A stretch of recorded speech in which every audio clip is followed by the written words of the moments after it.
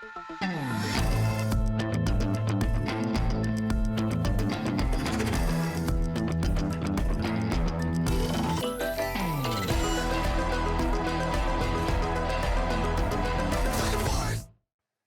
and welcome to the first ever episode of the Click Wars podcast. This is your host, Sammie Ellard-King, joined by my legendary co-host, Mr. Jamie IF. Give me ones and twos.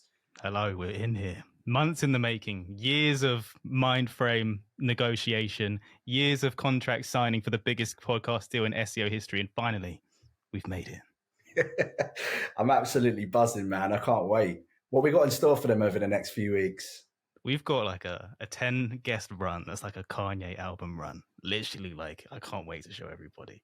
Everyone's going to be thinking, how have these twats got these guests to come on the show? And we've done it. That's the power of begging. It's power of begging and power of Twitter as well. Yeah, we are jam-packed. Can we give a few names away, or are we keeping it a secret? No, we'll let it come out naturally. We'll let the suspense build. We've got some great guests. We're very grateful to everyone who's agreed to be on the show. We can't wait to put it out weekly every Thursday. Click Wars, everything SEO, marketing, digital, affiliate marketing, brand building, social media, anything to get those clicks, because it's a war. There we go. It's a war in the streets. It's a real war. War on the net, war in the streets. It's all war.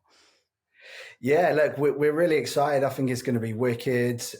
We're coming at it as a co-host as well. You know, myself coming at it from a little bit of the branding, socials, YouTube side of things. And everybody knows, you know, Jamie's killing it on the affiliate marketing side as well. But our guests really are going to open the doors for everybody listening to this. And really, we want people to come away from this podcast having learned something that they would never, ever pick up online or anywhere else. So that is the goal over the next few weeks. You can let us know how we get on, but please do like and subscribe, and do all of those good, juicy reviews so as many people as possible can hear this.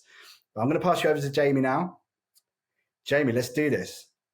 Yeah, man. So let's have a brief touch on how this came together. So me and Sammie, I think most people know this. I put it in the newsletter. I think I've tweeted about it. We are both in the same industries. We do the niche site stuff. We do that professionally now. We're also business partners because Sammie's crushing it right now, and we're helping him get to the heights that he deserves to be on. And we'll get into this over the next episodes, and also in this episode, we'll go through some things and discuss why factors that I think make Sammie one of the biggest like to-be brands in the game. We just ended up chatting. We've had beers before. We've gone to affiliate gathering and chatted more shit. Almost missed the train to that. I almost died of a heart attack because I've got no cardio running to that train platform. Sammie's watching me run down Euston or whatever it was. Made it though. You know, and then we got talking about podcasts, whether we thought it would be a good fit, discussing what we wanted out of it. We decided both that we wanted like a podcast that is very much like the hosts have done the research. Like I like the way I described it was like the Nardwar, where like we really like do the research. We have the questions that make you think, oh, that's a good question. Nothing generic, less about like, oh, like introduce yourself. How do you think? Like more like specifics based on like finding real experts and diving and mining into those bits to find the bits that just people don't usually get the information on. So that's what we were both passionate about. It's going to be less about, you know, the friendly back and forth. We'll have a banter. Like we want to be as banterful as possible. We want it to be a good, entertaining product as well. But we really want it to be like a deep, powerful product and a great show and everything else. So we'll see how it goes. If it flops miserably, then we'll delete this and you'll never hear of us again. But until then, this is Click Wars. So I think it'd be good for the audience to, you know, that perhaps don't know us or, you know, have followed us on Twitter a little bit and seen a few tweets from us both, and to find out a little bit about who we are. So do you want to go first or shall I? Sure. So I've been doing SEO for about 3.5 years. Been doing it professionally about 3. I do SEO niche sites, mostly based on like affiliate marketing, wherein you start niches in a hobby or a service or lead gen or anything else. You rank stuff and then you get paid whenever you send sales. Also display ads, Etsy now, SaaS, because I head up marketing at Lasso, which is an affiliate marketing plugin that helps you make loads of money, and a bunch of other stuff.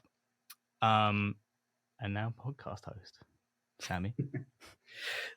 It's a pretty good repertoire, mate. Not bad. I don't know how I'm going to beat that, but um, I am a bit different, I suppose, to most of the sort of niche site SEOs. I came from a traditional marketing background where I sort of worked my way up the tree, specifically in the hospitality industry. And over time, I had SEO agencies that just did everything for me and just told me I was ranking for all these beautiful keywords, and I just thought great.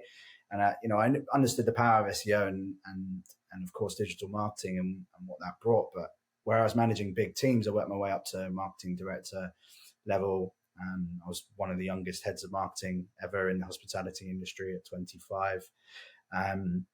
And it was like a long road for me, man, to find out that this kind of world ever really existed. And I actually built the brand up the gains, and I I think I came across John Dykstra first, and then Income School Guys Standard. It was all of this, and I was sitting at home in COVID, like, how do I write blogs? And then suddenly was, brought into this world that people were actually making ridiculous money off their sites, and I couldn't believe it. I just wanted to make a cool little side hustle business, and then my horizons were broadened completely, and I was like, I'm in.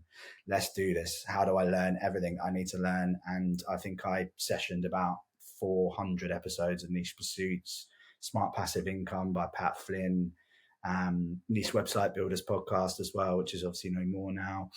Hence why we're having this chat today, probably, Jamie, I would imagine. And yeah, it's just kind of gone from there, really. But I'm very brand focused and brand heavy. I like building brands up from the ground up. So for me, I'm coming at this from, I'm building across all variables: podcasts, YouTube channels, social media, newsletters, and then of course affiliates and SEO. So yeah, I think it's going to be interesting over the next few weeks as we sort of chat to these guests, because we're both going to have very different perspectives, and I think it's going to add a lot of value for people. So yeah, it's a little bit about me. Yeah. You didn't explain when you cosplayed as Craig Campbell like you are now. Yeah, man. Do you know what? I had the Bulls jersey on, and I just thought I never wear it. I'd never wear it. And then I was like, I'm going to leave it on. I've got a picture of Michael Jordan up behind me. It reminds me of the same jersey that I've seen him wear before, like in the shows that he does. But he also He smashes the United jersey, doesn't he? It's just the jerseys and SEO made me think of that. And you got the tattoos on the arm, kind of the same thing. This is I respect it, because if they think that it's Craig in the thumbnails, you might get more views. So I respect that you've done this for us. It's a good marketing strategy. You can tell he worked in marketing for a long time after that one. Mate, come on, man. I've got to sell some pods at the end of the day. There we go. We got to get some views here. And that's why you got to tell all your friends about it if you haven't already. This is going to be the best SEO podcast of all time within 10 episodes. Yeah, I agree, man. Yeah, one thing I think is going to be very interesting as we dive into this is trying to find new ways of getting the information that people want. Because what I do struggle with not just the SEO podcasts as well, which are fantastic resources for what they do, but podcasts in general, is that, they spend 35, 40 minutes talking about their history and their stories. And the last 15 minutes of the podcast is where all the juicy stuff happens. And a lot of people turn off. We don't want to do that. We want to go bang, day one, question number one. What does that person need to give you in the first 10 to 15 minutes? So you're like, oh my God, this next 45 minutes is just pure gold. Yeah. You want to keep intros to a 30-second max, right? Yeah, I want it to be the most entertaining, but also like we spoke about before, just come up with proper value, which is like on us to do the proper research, to ask the right questions that we know both they want to talk about based on the experience they have, but also the audience want to hear, because it's not about us. Obviously, it's great, and I think we've selfishly done this because we want to hoover up information from people that we'd love to get access to as well. But at the end of the day, it's about like getting the stuff that we, based on our audience, want to hear and want to learn, and then creating a product based on that. And so you've got to mix it and make it valuable. Yeah, 100%. One thing we will be doing as well, which, I don't think happens enough is finding out questions that you really want to know as well. So we won't give away the guest before we ask it, but we'll be saying what the topic is about or what that guest is really well known for. So we'll find a topic within there that and we'll put it out on Twitter each week. We'll be asking you guys what you really want to hear. What's those questions you want answered? Obviously we'll have to do a little bit of cherry picking on that. We won't be able to ask them all, but we really want to make the last part of the podcast about you guys and asking those questions that you really, really want answered. So keep an eye as well on our Twitter channels where we'll be doing those each week, and you can drop your questions over to us as well in the comments of those tweets. And yeah, I think that's going to be a bit of a different spin on it. So yeah, anything else we want to add about the podcast? No, let's get into it. Let's talk about. I think because you come from the brand building side, like I know this is an SEO focused thing, and we start bread and butter. And even though you're a brand guy, like for your site which you built in public up the gains, is still very much SEO focused as well as the brand stuff. And I think that people don't talk about the brand stuff enough. So I think that one of the best things we could talk about this episode, in amongst other things, is just most people, I think, make the huge mistake in not future proofing themselves and building themselves like a 3-dimensional moat rather than just trying to compete on content and links. And links is kind of like brand building because it's, how you get to be a much larger immovable object. But I think most people just want to do content and call it a day. And so I think what you recognize is that like this is much more 3-dimensional than that. And what you're doing, even if it does mean that you've got less time to do content, is the way that with how volatile and how precarious the position with search on Google is the play to survive in the future. So I'm interested, to be honest. I don't actually know the breakdown, but like, what would you say your breakdown for like SEO focused stuff on your own site that you're trying to build out is versus the brand building side? And how do you like prioritize it and how do you make that work? In terms of time management? Yeah, and just your focus, I guess, and a general like philosophy for it. It's a great question, man. And yeah, you're totally right. Look, I kind of already made this decision before SGE and AI had even sort of really kicked off. Because I knew that my audience, I'm building a personal finance brand, they don't operate, if I'm, let's say I wouldn't know the figures actually exactly. I'd be really interested to know, but, let's say 33% of them like reading blogs, 33% of them like listening, and the other half, like the other third, like watching. Suddenly you're then counting yourself out 66% worth of your audience base. I'm sure those figures are skewed, but it's just a way of thinking really that I thought, well, if I need to be operating in all three of these mediums really for me to be able to have longevity and success really. And then as soon as obviously AI and SGE kicked off, for me that just made it more, even cemented it even more really for me. I knew that YouTube and podcasting in general was going to become way more powerful, way more personal, as people naturally started to look to diversify their success with SEO really. Because if someone tells you you're going to lose 40-50% of your traffic, that often is the same for your revenue too. So it's going to be a very interesting next sort of 6 to 12 months. And I do think the ones that will win, actually, there's millions of case studies. Look at Kevin from Epic Gardening. I know it's the one that everybody always uses, but the guy is just murdering it on YouTube and on his website now, obviously an e-commerce play. He spotted that early. He knew that to be a multi-million dollar brand, he had to start operating in that way. So for me, I was like, let's go for it, because I built brands up from scratch. I've, 10, 12 brands, multi-million pound hospitality groups from scratch with, nothing other than a bit of budget. And so I know what I'm doing in that regard. And that for me I was going to do that anyway. And I think it's just become a bigger conversation now. We're so scared about, SGE in the next sort of 6 to 12 months and what that roadmap really looks like for us. Yeah, I think that people, the big one is that SEO, you don't see the results right away unless you're a high DR site that gets indexed and on the first page instantly, which most new sites don't have the privilege of like having, right? Even if you hit like my main site is in the mid DR 50s, it's still, sometimes you'll get right in there. Sometimes you have to wait and see yourself climb and get tested in the machine learning algorithms and stuff. But I think that people in their heads associate social media with being like a quick shot to the arm, like you post it and you get the traffic and that. But I think that people don't factor in that like to build a brand is exactly the same, right? Like it takes time to get the trust, and then it's like a snowball effect of when you build people, you get more people joining, more engagement, which then pushes it to wider and wider audiences and stuff. And so, what do you think about the differences in how quick it is to build recurring traffic and revenue off these systems versus SEO, and what should people think about when trying to do the same? It's a really interesting question. I'd never built a podcast before, and we're 28 episodes in. Yeah, 28 episodes in. It's slow. To clarify, this is Sammie's other podcast, which you should also check out, the Money Gains podcast with Sammie. If you're a personal finance, is it just UK or is it worldwide? Worldwide, really. We have US guests as well. Yeah. Nice. So if you're trying to up your money gains with the personal finance, you should check that out. Just to clarify, this is the first episode of this one. Sammie's also you're better at promoting than I am, mate. Look, it's our home territory. I'm going to say whatever we want. You've got to listen if you're listening. Can't turn it off for the ad. Just hit. Here we go. We'll leave links to the Money Gains podcast in the description below. No, it's a great question, man. Look, I realized SEO. I knew SEO anyway, and how long it took from building up a lot of actually local SEO before. So I've done a lot of local SEO. Bars near Clapham, bars near London Bridge, best restaurant in.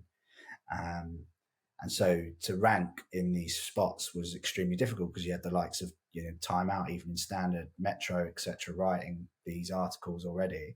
But you want to kind of land in those spots. How do you do that? You got to beat them. You got to do you got to do external link building through PR campaigns, digital PR campaigns to do that. It takes time. It takes effort.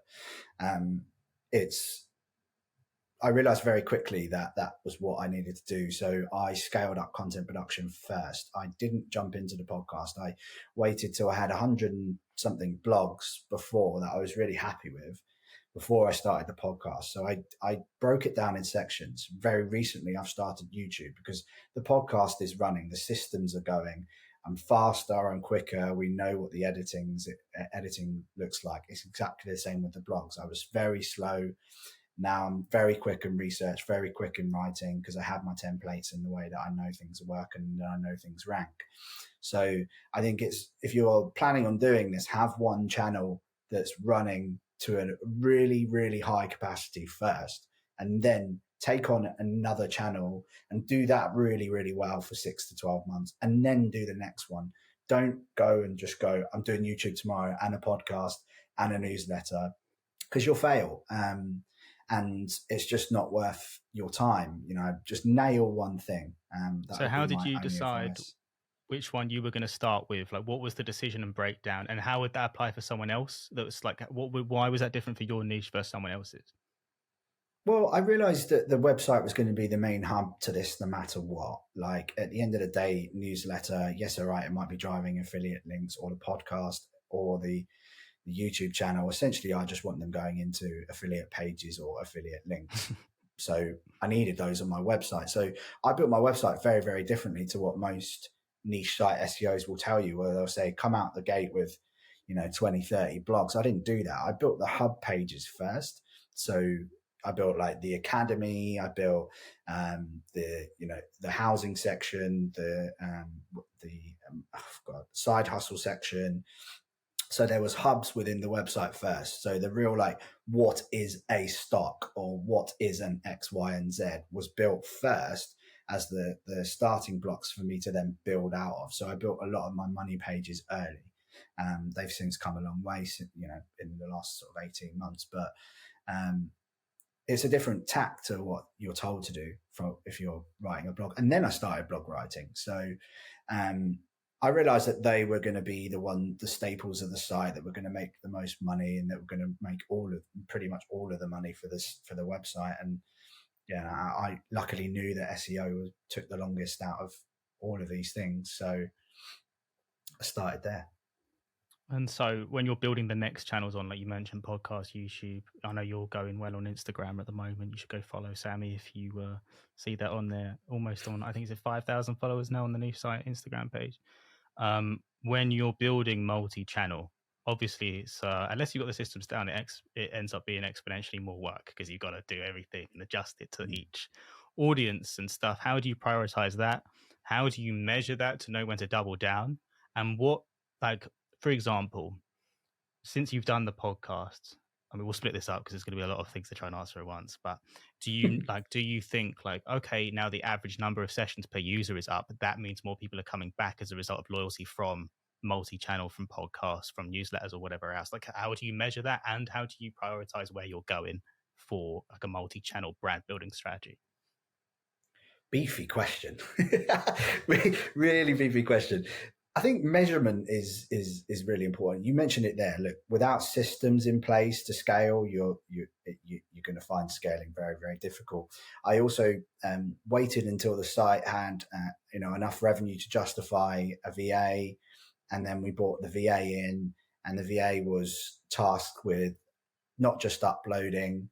She now edits the entire podcast from start to finish, uploads it onto YouTube. All I do is the thumbnail, the title, and the description, and that's because you can't replicate that as well as I can. So I've not delegated that part yet. Later down the line, that will probably end up getting delegated out to. But you need to start thinking of ways that you can pass stuff on, because if you still want your blog to grow and your traffic to grow, you still need to be writing content too. So you having the time to then try and put into a podcast, which I will say takes 6 to 8 hours an episode to properly edit and get out at the quality that I wanted it to be at as well. So, we weren't going half-assed with this.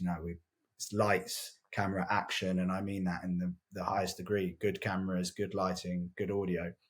It makes for a better product when people come back, because there's nothing worse than listening to someone who's recorded on their iPhone headphones. I really hate that kind of thing, even though the content might be amazing. So measuring as well, measuring growth and making sure you're checking your analytics and trying to really find value in areas. So like for me, I look at the styles of episodes which do really well. For example, taking the podcast as an example, exactly the same for the blogs. These ones are getting traffic, so I'm doubling down in those areas because that's what keeps the listeners engaged, and that's where we move forward. Same for YouTube videos. That if a style of video does really well, that's a winner, and you carry on down that craft and you make 6-7 supporting videos around around that topic because people are interested in it, right? It's basically just going where the metrics and the traffic tells you to go. So yeah, that's really how I do it. It's at quite a basic level, just using the analytics pages that you're given, and that's the only way I can really say, really, mate. I'm not like a custom build guy with crazy dashboards that took me 3-4 days to build. I use what we've got, and that often the basics are the best. And have you noticed an uptick in the types of like data that would be associated with loyalty from the social media since you've grown those? Like, I guess a page session, like returning percentage of sessions, and rather than new sessions and stuff like that.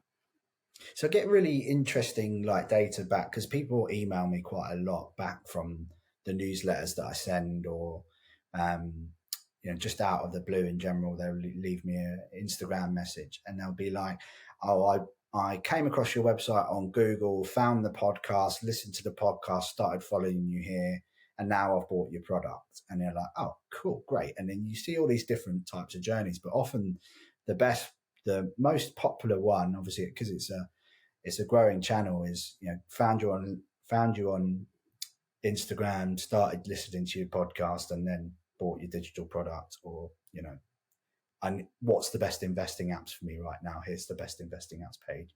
Thank you very much for the affiliate commission, kind of thing. So the thing is, I don't want there to be one door, and I don't want my door to be Google search, and that's it.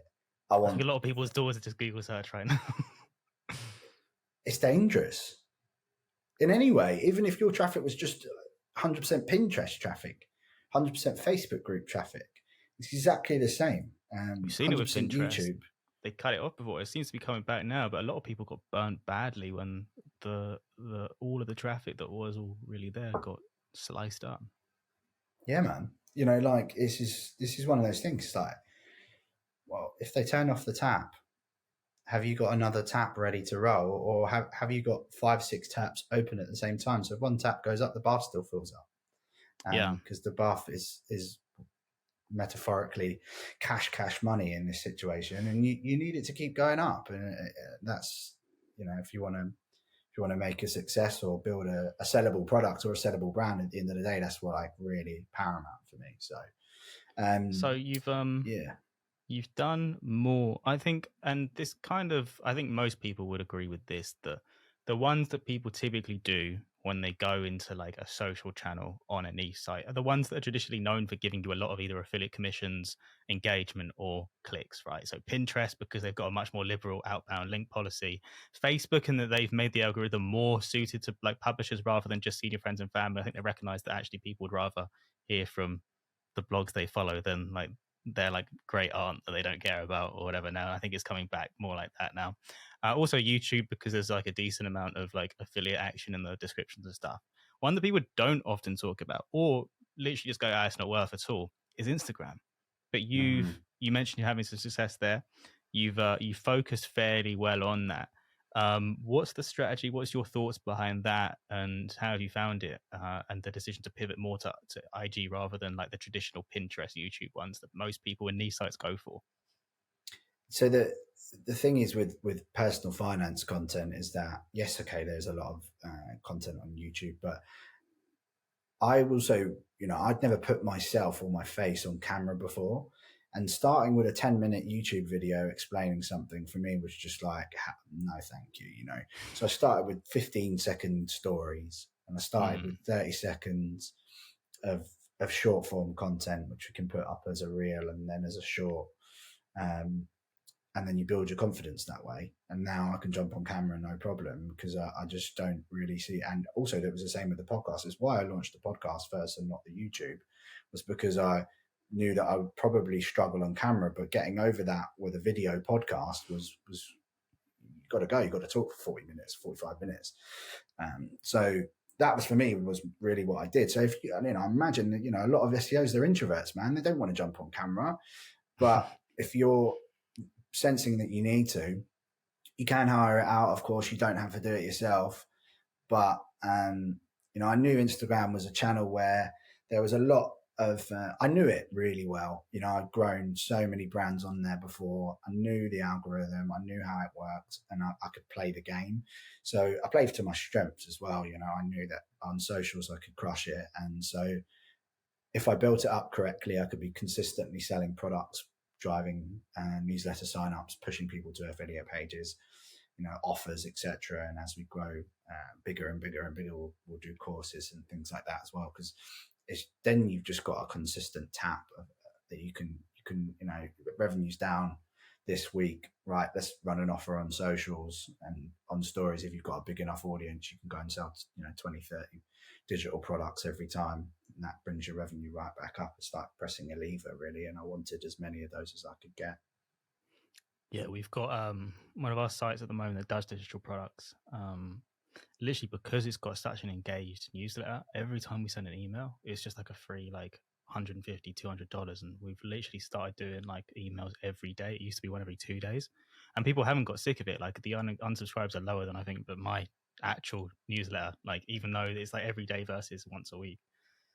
And I think if like half of it's value, half of it's like mentioning sales, but also value, people are fine with it. Like you can just sort of go and put these digital products in front of people. You can go and sell stuff in social channels. It's not really a taboo thing. Like people are worried about more like, oh, okay, but I built this brand, I can't do that, or like it's beneath me, or it's lowbrow. And I think people don't recognize the power of channels, even though here, like for this particular site I'm talking about with the digital products, it's like the distribution is via an email list. I think the same rules apply with social channels in that, like, is I think people are too worried that they're not monetizable. And so the good thing about SEO being like faceless, anonymous traffic, there's less of like a worry over selling to someone that you aren't going like face to face with, or at least putting your face on the brand directly on. Mm. But I think that's a mistake that a lot of people don't do enough, and they don't recognize the power of those social channels, especially if like you've got that parasocial relationship with people and they like you can do anything with that. like it is so powerful, and I think that people don't recognize how powerful that is. It's trust at the end of the day, isn't it, really? And that for me was paramount. I knew that if I built an Instagram channel, but the thing is though, I post infographics on there. The infographics goes in the blog articles, and I post a reel. It also goes on shorts. So make a great story. It goes on Pinterest. So like I'm not just thinking about this in one way. I'm like, how can I get the most out of this content? It can also go on TikTok as well, which I'm struggling with, by the way. Really, really struggling with TikTok. I cannot get it. And that's just because I'd never done it before. And I think, I think I'd probably, and also I found out the other day, they put the brakes on personal finance content until you've put enough videos up to prove your trust. So it's a lot slower than, Why am I on TikTok? Yeah. Who knew? I didn't know this. Mad, isn't it? I was like, well, makes sense, doesn't it? Because only Tom, Dick, and Harry comes up there, and because their algorithm is nuts. If you get picked up in that TikTok algorithm, you're gone, man. You're in stratosphere levels. Like it's mental. You can pick up. A guy can have 100 followers and pick up 2.1 million views on a video, like very, very easily if the algorithm picks you. So I think they keep an eye on personal finance and health and those types of channels that we all know. That's probably a good idea, to be honest, to get them like crypto scams to like suppress until they posted 20 crypto scam videos to get the 21st one to blow up. Exactly, man. So I think you got to be careful. Yeah. So I haven't nailed TikTok. So I'm not. I'm definitely not winning there. Pinterest, we were really early. We started about a month ago now, but we've got so much content because we've been doing stories and infographics for nearly 18 months. So we've got hundreds and hundreds of pins ready to go. So they're going up 3 a day at the moment. I know Tony Hill was recently talking about how he posts 50 a day, which is just wild. But he's got teams and budgets to do that. If you don't, I think 3 to 5 a day is quite a good amount to get yourself some traction with it. People are seeing some really good results again with Pinterest, which is super interesting. We literally posted like 4 pins just as like a test for one of our site, that same one that does digital products, and it sold like $300 worth of products, and we're like, okay, maybe we should like build the system and automate this. Like I reckon if we gave it a go, we'd do 10 grand a month profit on Pinterest just as a side thing by next year. So it's like on the list. We've got more stuff to sort out on the content, whatever, before we get, like, it's a luxury thing to do rather than like a baseline links content, which we are still doing. But honestly, I reckon that Pinterest, to send people directly to Etsy or like digital products on your like Shopify store, is going really well at the moment, and they don't mind it at all. No, they did mind it, and now they don't again. I think it's a pure example of turning tap off. People watch the traffic just disappear, but it is coming back. So yeah, super interesting channel for me. I think it's one of those channels that if I can grow to 10 to 15% of our traffic base, happy days, because that's an absolute winner. Steal, and people that are very interested in that one article or that one topic are going to click through. So yeah, I do think it's a very interesting one if you're not thinking about Pinterest already, but you do have to have the right niche to go on there. If you don't have a visual niche, it can be harder for you to pick up because people are expecting an image or expecting some sort of information in that graphic. So that would be my only thing with Pinterest if you're not really in the most of visual niches. That's fair. And so you've done a lot of work on a lot of channels. What's your, I guess, goals for this? What do you want out of it all? Not necessarily social, just overall. Like, what's the goals that you set now with Up the Gains? Take over NerdWallet UK, basically. I think that's my goal. That's my goal. I'm lofty. I know that's lofty, and I know that's a lot of investment, time, money, and success and luck as well. But I think if I don't set that as myself with a personal finance site, like, what am I going for? So I want to be the Cockney Martin Lewis. I think we've spoken about before. That's so good, honestly. I think that's such a good one. The thing is, we can get that. No, I don't even want to say it. I'm not going to go blackout, and we'll talk after the call about this. Well, maybe we'll do this 5 episodes in. I don't want to get us I think John Miller's already annoyed with me. I don't want to do any more on that front. We'll talk about that one off camera, but we can actually plant that in places.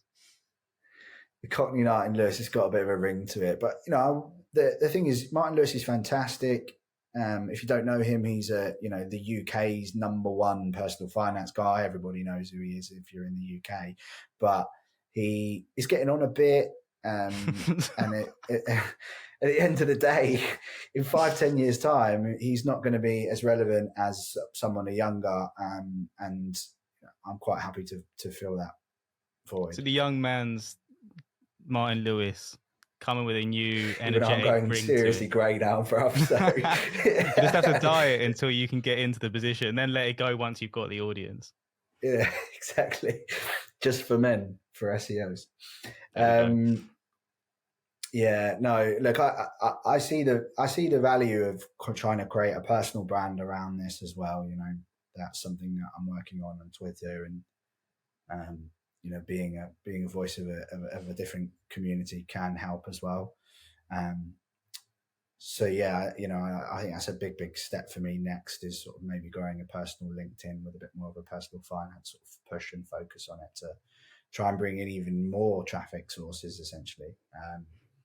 So I'm just looking at this as, I know that if I probably nailed down and went solo on YouTube or solo on SEO, then I probably do okay in those realms and probably grow a lot faster. But I'm happy for the train to all tick on at the right point, and eventually it will be such a big juggernaut with so many different avenues all working together that it will be very difficult for it to not be noticed by Google and by audiences. Yeah, I read a blog post that InLinks did recently about the correlation between, like, to try and figure out, does socials affect SEO? And it's really unclear. It's always been unclear because, in my opinion, if there's not a direct, like, social signal, either direct or indirect thing, I'd be surprised. And I think there should be, because I think the algorithm and the quality of content would be strengthened by having socials be more of a factor, because you're more likely to be a real expert. And it's easy to be an AI outsourced content person that puts on the face of it decent content, be very good at links, and get out there. And this would kind of, I'm not saying there's anything wrong with that. I think we do that for the most part. It's just an algorithm to exploit, right? But I think socials would, being more of a factor, would mitigate that somewhat, because it's a whole different ball game. And to be doing all of that and still not be an expert is a lot of effort for not that much reward. And so you'd expect the people that are big on socials to be more likely to be an expert than the average SEO. And so I would assume, and I don't know for sure, that you'd want to bake more social signals into an algorithm to assume that of high quality content. And so I think it's the right play, and I think it'll only go that way more and more as Google say they hate niche sites and they want brands and they love high DR whatever because they're trusted people and they've got some real journalists, some fake profiles, rather than being completely fake and whatever else. And so I think it's a risk averseness, and if you can make sure that you take advantage of that risk averseness that Google has, I think that the social place is going to be like a good thing. Not to mention all the traffic. Right? Yeah. It's going that way anyway. Like you were just saying there, like they're already integrating TikTok and Shorts, and I've seen Instagram posts even rank sometimes. So like it's there, and if they're wanting this quick, fast, topical expert thing, then surely that's value for you at the end of the day. But I want to ask you a little bit about you, man.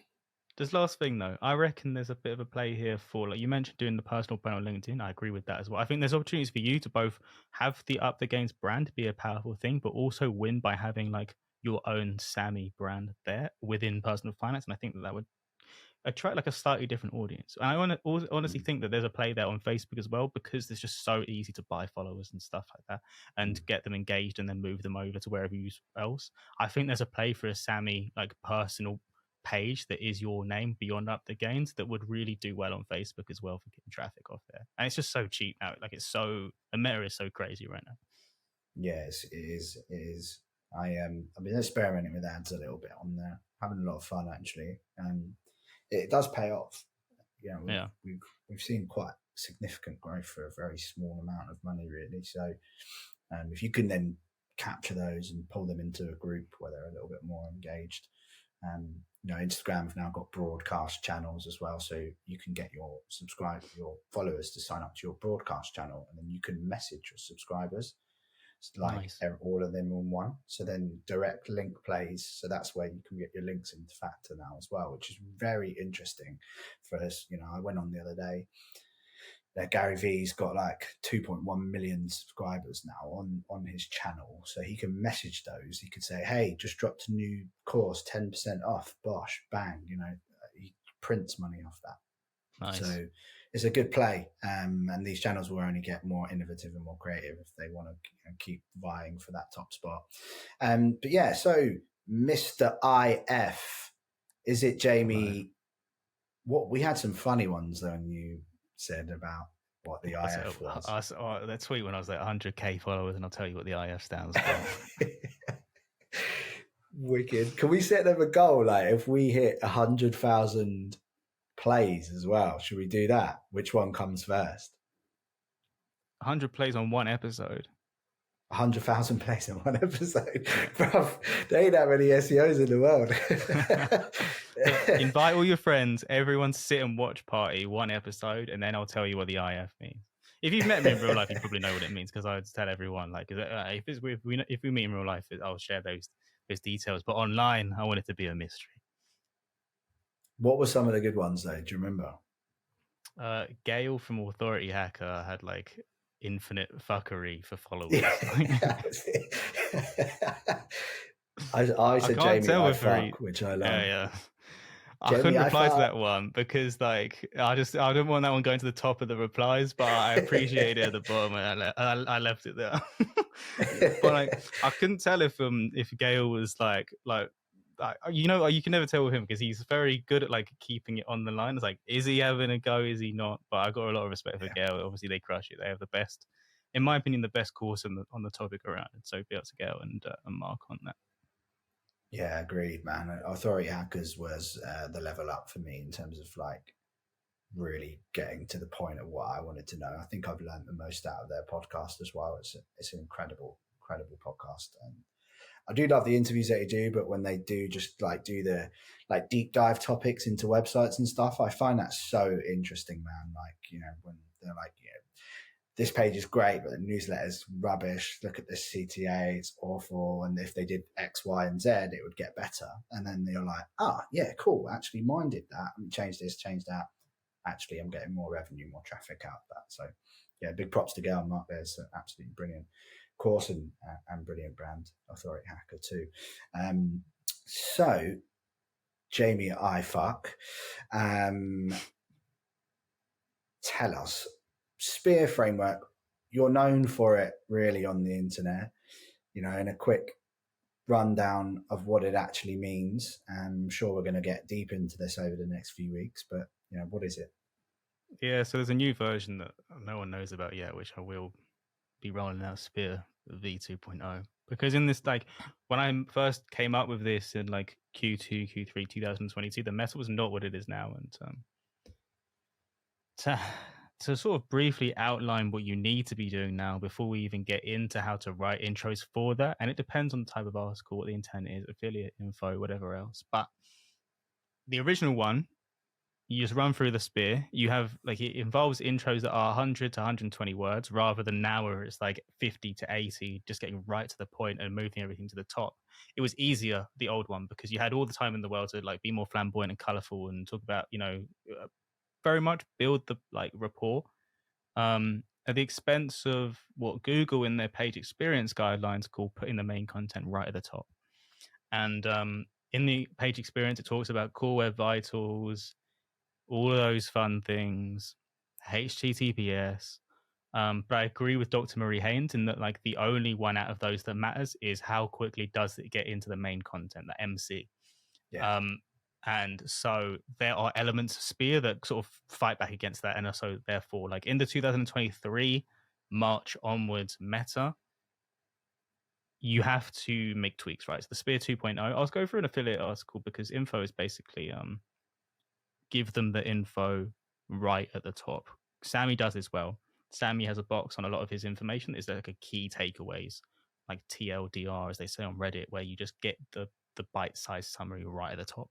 To And answer then the fucking question, man, at the end of the day, right? yeah, but like styled in a way that like you can still pique people's interest, because you don't want to just send Oh yeah. people away. And I mean, the user metric should be able to identify that you've satisfied them even if they do leave, because they don't click on anything else. But you still want to get paid from the ads and affiliates, so like there's no like incentive to send them away at the same time, especially when you can still like deliver and delight more by going into more detail, showing that you're an expert, adding value, having all the good infographics and fun stuff, and building a fan who's engaged, which you can do still with content. I think people miss the trick on that a lot, and they just want to stick words on a page and get traffic for a while.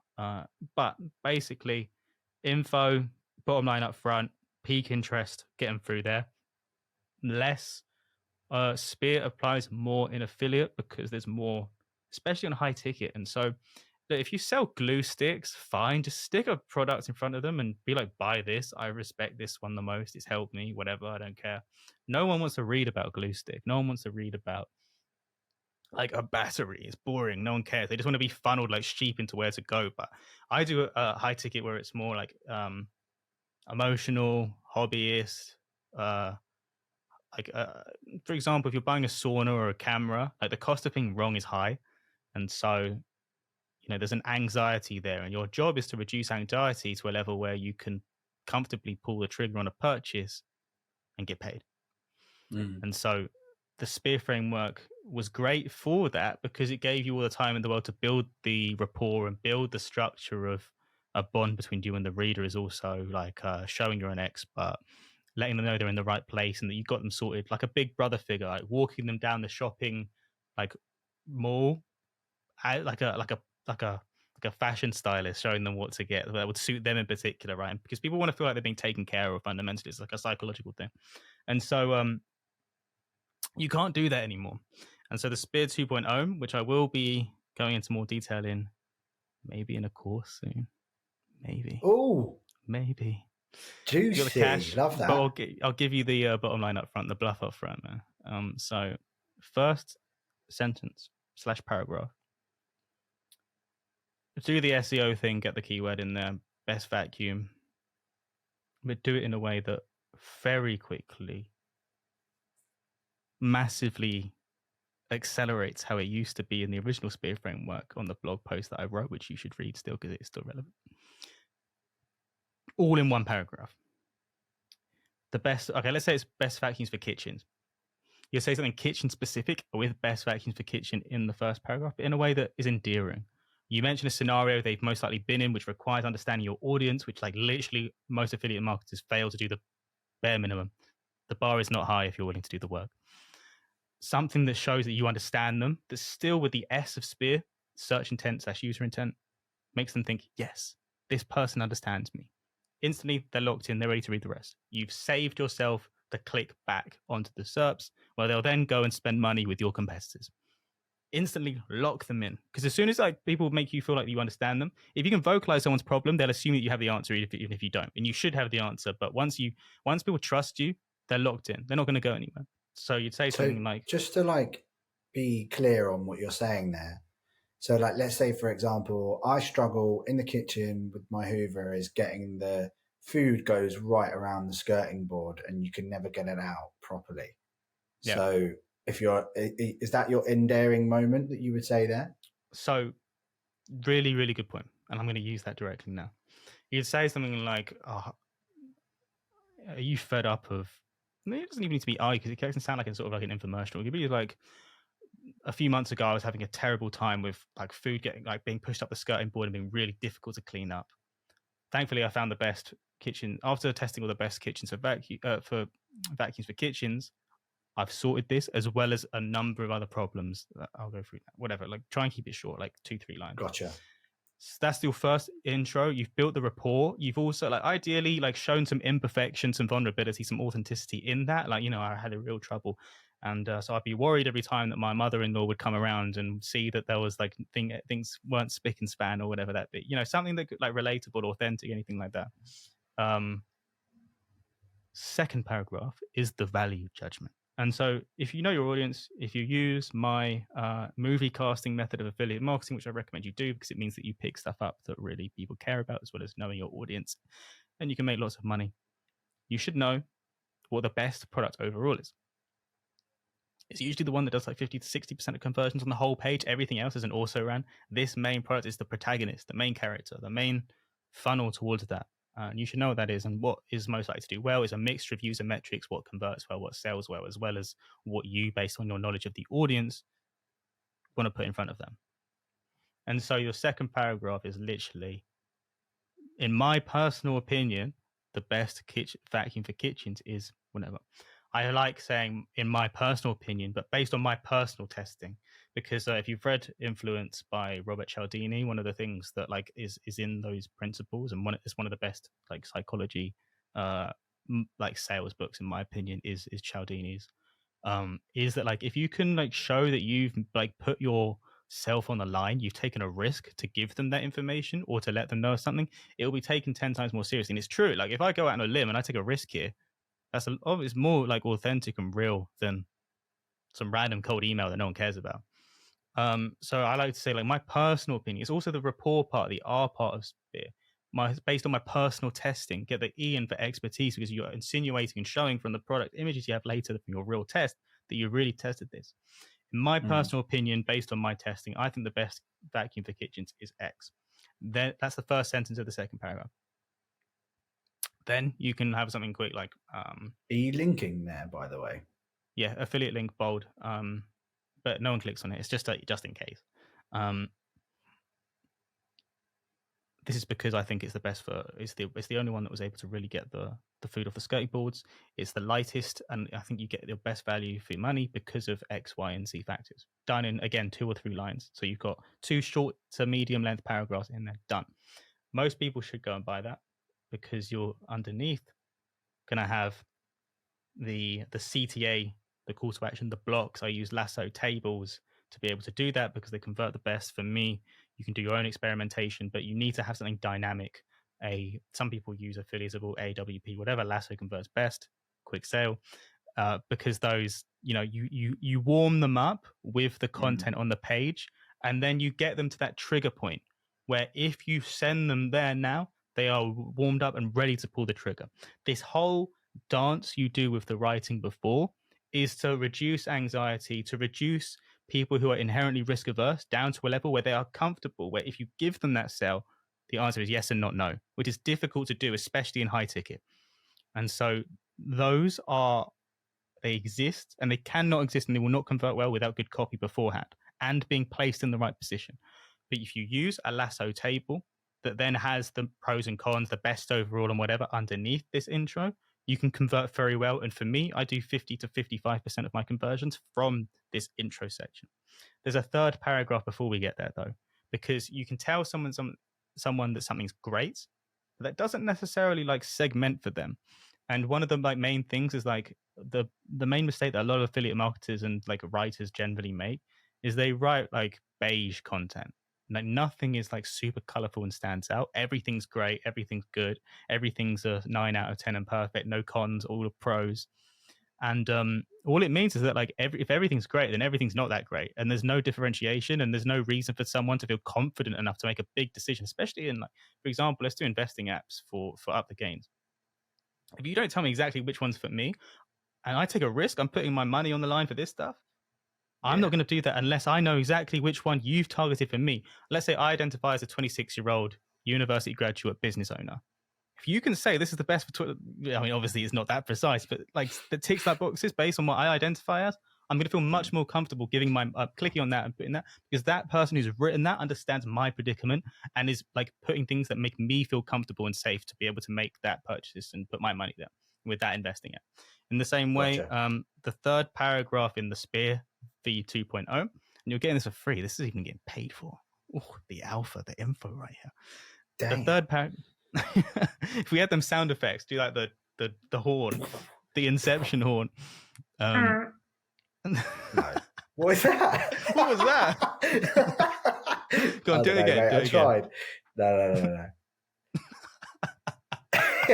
that was such like a weak horn. Like you gave up halfway through. You knew what was going on. You were like, no, I wish I hadn't started this.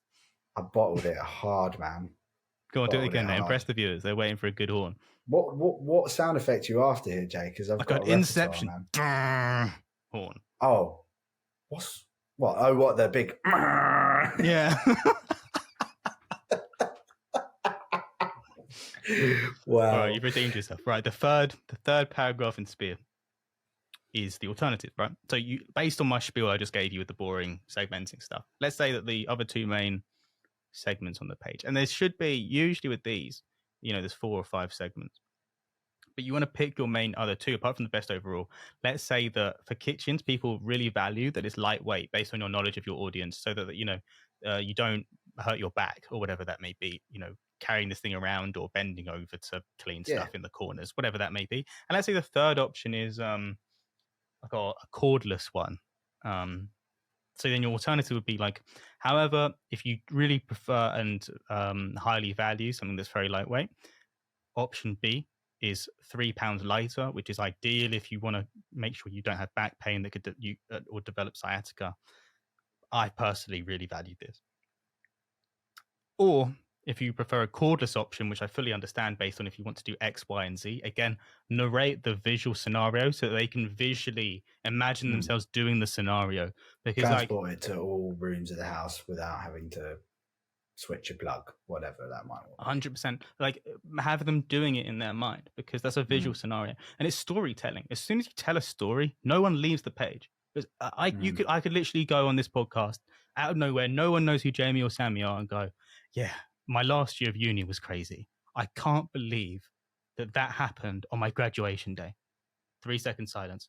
No one's clicking off that podcast, even if they don't care who we are, because they want to know how that story goes. You can do the same thing with like affiliate writing. As soon as you name the scenarios. We need to redo our intro then. We'll start with that one. Literally no context, just my last year of uni. Whatever it was, right? So you can use the same storytelling principles in affiliate copywriting. It's all the same. It's just stories. And as long as you're telling stories to your audience, they trust you, they like you, they are entertained as well as informed. And so if you name those scenarios, that allows them to go from reading words on a page to like being in a movie, like we're visualizing these things, because the brain is so powerful with this visual stuff. So let's say that we do your examples, you can use it in anything without putting the plug in. Now, if you value that story and you've seen yourself do that, and you understand the pain points involved, that might make, actually I prefer that alternative, even if I do have to sacrifice like 3 liters of capacity and 45 minutes of charging on the battery, whatever these things are on vacuums, I don't even know. Now you've given the main things, because you understand the audience, those 3 things are the biggest factors. And to an extent, if like it's a difficult decision, like you can't, like, that's how it is. Your job is to make it the easiest possible decision, but it's not going to work for everybody. In which case, you've got 3,000 more words of product reviews to tell them through the rest. And if they don't convert, then they can go through those and convert, right? And it's the same thing. You just then go and turn that mini story into a big story. But those 3 paragraphs get you all the elements. The search intent from the S. Immediately, you're building the rapport from the story and imagining something in the first intro with that keyword that also gets you the SEO sort of benefit, because often with the crawls now, especially if you don't have a trusted site, they'll only crawl the first 20 kilobytes of the page. Someone told me this a few weeks ago, and that really barely counts the H1 and first paragraphs. If you don't immediately show relevance, especially if you're not a highly trusted site, if you're a newer niche site, you could just get your whole document skipped over and not indexed, and like until your next get crawled again. So be careful with this stuff. This is only something I found out recently, but your time to being like getting into it now is not high, and you really got to show relevance instantly. The P being pain points. Again, the whole thing is storytelling, making sure that you find the bits that people are avoiding. Most people don't make decisions because they gain so much. Most people are not positively driven. They're driven by like risk avoidance and avoiding negatives.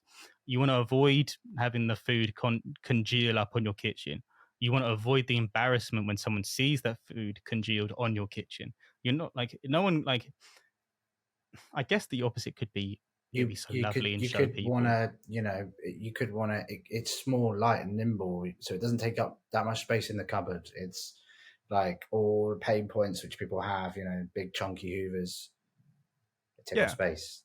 Yeah, and so they're loud. It's quiet. There's so many different things. Take up less space is also powerful, but even more powerful is illustrating the scenario where they can't fit it in their cupboard because it's too big. And how frustrating that is as everything spills out everywhere. And like the avoidance of those negatives.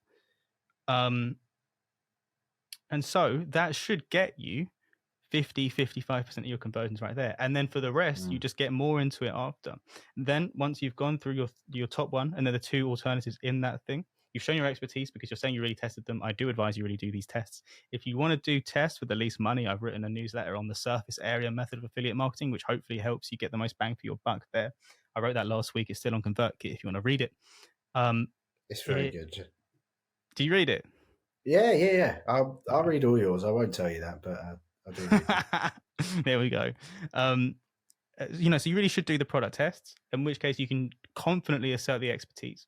If not, I don't really want to say this, I don't want to encourage it, but you can get your VAs to just watch every single YouTube like test of it and know all of the things that only people would know if they've tested it and get those little like tidbits in there. Don't recommend it. Do the test, but you can do that as well.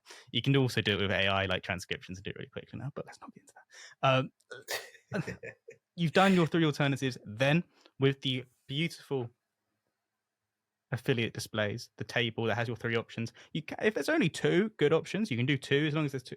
You need to have as many good options as there are main segments that cover 50% of the buying decisions by the time they get there.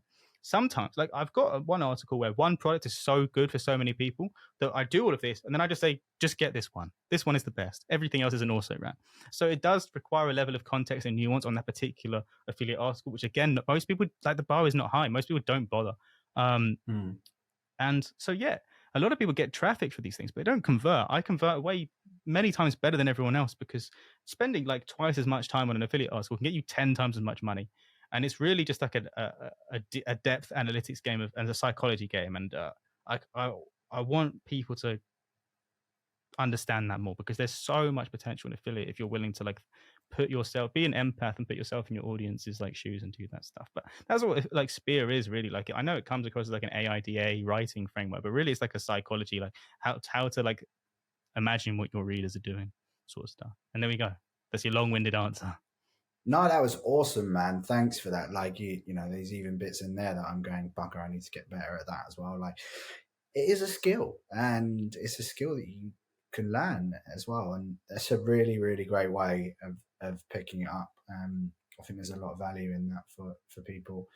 We are going to have to get you a different example though. I've heard you use that best vacuum now. We're going to find a new one for you, mate. Well, I'm in all the other niches, so I've got to do the one I'm not in. But I've really enjoyed this. It's been a lot of fun. Lastly, I just wanted to quickly ask you about Lasso because it's been an absolute game changer for me without pushing the product. I just think it's wicked. You can push the product. No, push the product. You push my podcast on. I'll do you and Andrew some favors. Like honestly, I was building these like custom blocks, and then I was building each time on the affiliate articles, custom tables, and with Lasso, I was doing it and it was looking 30 times better than what I could get. And I was doing it in a tenth of the time. It is a game changer.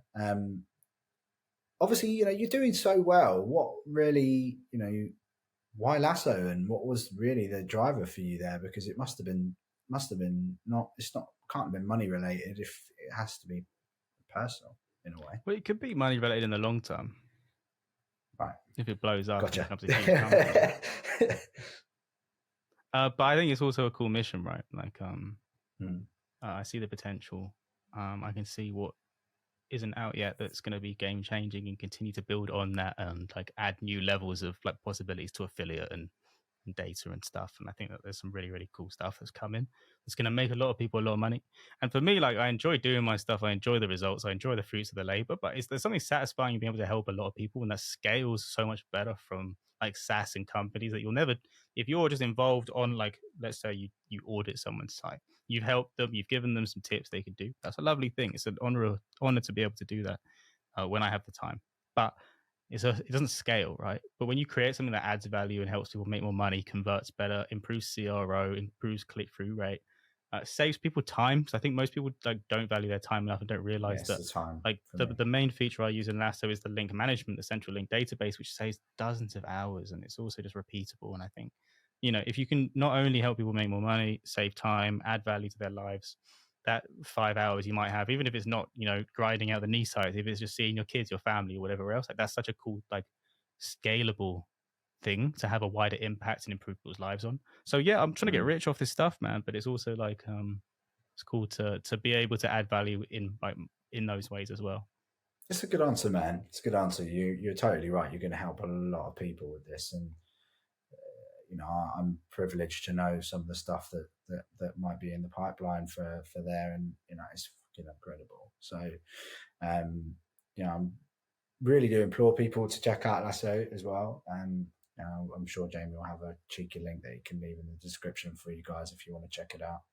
We can make a podcast one or something, just a track if it's doing numbers. Ooh, cheeky UTM link like that. Got a lot of time for it. Let's do that, man. Let's everyone click our UTM link and fuck up our analytics so we think that we're ballers on the podcast, but actually, you know, it's just you guys fucking with us. But mate, it's been a real pleasure. Thank you very much for joining us as well. If you're listening to the first one, as we say, we're coming out every Thursday. It's going to be a really, really cool ride. You know, we're taking this seriously, put it that way. The guests that we've got coming on, you know, they may have been on podcasts, they may not. There's going to be some cool stories there as well. Hopefully some world exclusives as well. So, yeah, really excited about this. Yeah, anything to add, Jay? No, it won't be just us two for at least the near future. We've got some absolutely enormous guests coming on. And we're going to try and keep adding value, interjecting where we think we can be helpful, but also just letting the guests shine with the information that only they know, because only they've been down their own adventure. And we want to make sure that we discuss all the stuff that really matters, that really like makes you get that light bulb moment of, I can do that. I can add, 20% on. I can save money. I can make whatever. I can add more value. I can save time. And we want to get those. We want to spend our time preparing beforehand. And this is something I'm passionate about. Make sure that we can come prepared to get the right questions that get to those insights that really add value, as well as being entertaining. Like, I want to be the funniest, most entertaining thing ever, but I also want to make sure that like you stick around because you like listening to us is profitable AF. Yeah, we want to make you guys some money. That's where we're at. And while you're there, you can click all of our beautiful UTM links and make us some money too. There we go. No sponsors. Come on, man. Sort us out. I know. Yeah, come on. We need that AHS money, man. It's going up every time I click that bloody overview button. Yeah. Well, look, guys, thank you very much for listening. And yeah, we'll see you in a week's time. There we go. Thank you very much for listening.